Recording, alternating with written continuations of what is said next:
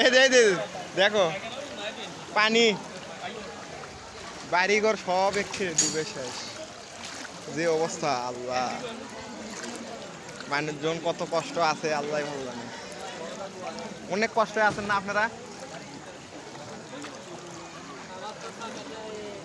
এটাই রাস্তা, বাড়ির রাস্তা, বাড়ির। তাও পানি অনেক কমছে, অনেক কমছে তো পানি। তাও 2 ফিটের মতো পানি কমছে, 2-3 ফিটের মতো পানি কমছে এইদিকে।